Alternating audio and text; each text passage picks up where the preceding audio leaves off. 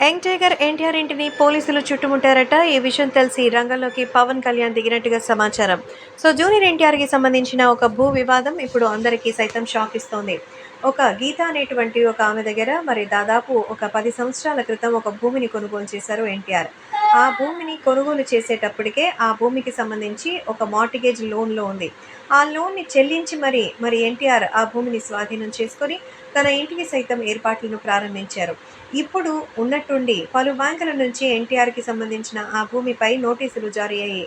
ఆ భూమి మాదేనని లోన్‌ని కట్టనటువంటి కారణంగా భూమిని సొంతం చేసుకుందామంటూ దాదాపు 4, 5 బ్యాంకులు సైతం ముందుకు రావడంతో ఎన్టీఆర్ ఆ బ్యాంక్స్‌కి సంబంధించినటువంటి విషయాలపైన మరి పోలీసుల్ని ఆశ్రయించారు.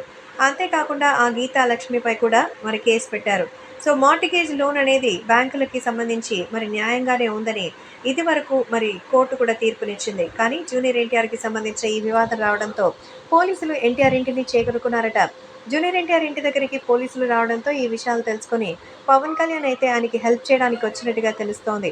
యంగ్ టైగర్ ఎన్టీఆర్ ఎవరి హెల్ప్ తీసుకోరన్న సంగతి తెలిసిందే కానీ సమస్య అనేది చాలా పెద్దదిగా ఉందని, ఈ విషయంలో జూనియర్ ఎన్టీఆర్ నష్టపోకూడదని తన మీద ఉన్నటువంటి అభిమానంతో పవన్ కళ్యాణ్ వచ్చి ఈ విషయాన్ని అడిగి తెలుసుకున్నారట. అసలు ఆ గీతాలక్ష్మి దగ్గర నుంచి ఆయనకి ఆ ల్యాండ్ పత్రాలని అందించింది ఎవరు? ఇందులో ఎవరెవరున్నారు? అలాంటి విషయాలు కూడా పవన్ కళ్యాణ్ ఆరా తీస్తున్నట్టుగా తెలుస్తోంది. ఖచ్చితంగా ఈ సమస్యలో బయటకి పడేలాగా తారక్‌కి ఏర్పాట్లు చేయబోతున్నట్టుగా సమాచారం.